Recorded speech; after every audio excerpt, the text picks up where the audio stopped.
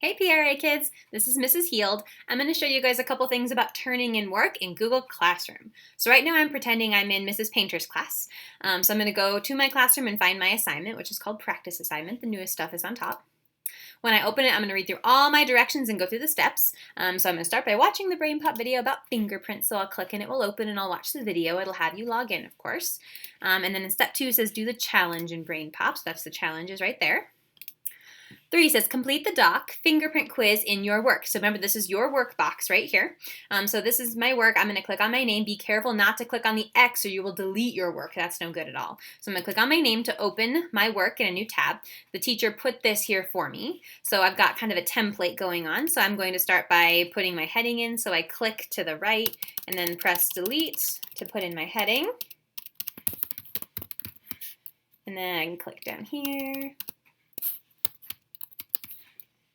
Click down here. Miss Painter's my homeroom teacher right now. And I'm doing my quiz. So how likely is it to find another person with your exact fingerprints? I'm going to click over to the right, and then to go down a line, I press the return key. It's trying to format my numbers, so I'm just going to push delete and it'll go away.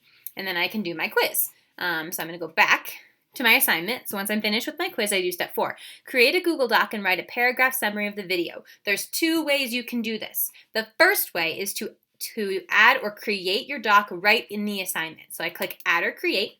I'm going to create a new Google Doc and I'm going to write a paragraph summary of the video. So my doc is being created, so I'm going to start with a heading. I'm going to be mindful about the font, the color, and the size because it needs to be really easy to read. Your teacher might have more specific directions for you on this, but for my class it was always just as long as it's easy to read, then that's okay.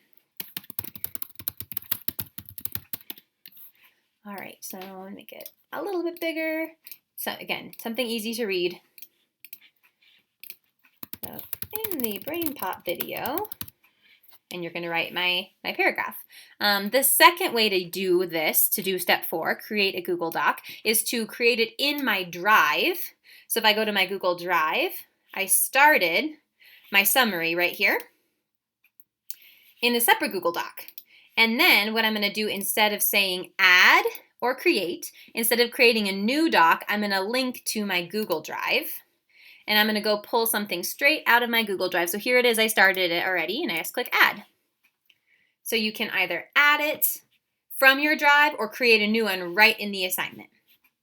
All right, step 5 is optional. Using marker or ink, make some fingerprint art, take a picture, and attach it to your work. So when I'm turning things into the classroom, everything goes in the Your Work box. So I did some fingerprint art. Not really, I borrowed this from my fingerprint art book, and I took a picture of it. So now it's on my desktop on my computer. It's really important to rename your files. So do you see how the picture gave it a weird, just a bunch of numbers name? So if I'm going to rename this, I just click on it a couple times and put my name and the assignment, or part of the assignment. And then I'm going to add or create again. And this time I'm just going to do a file.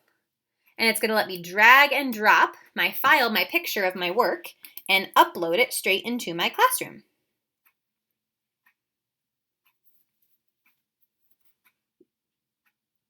Awesome. And so anything in this workbox my teacher is going to be able to see. It's very important when you're finished to click the turn in button so that I alert my teacher, yes, I'm turning in, that my assignment is done. Turn in. So make sure that you are doing those, and now my assignment is finished. I can't edit any of this anymore. It's locked. So if you decide you need to edit something, you can unsubmit it and edit it and then click turn in again. So good luck on Google Classroom. Let your teacher know if you have questions. Thanks.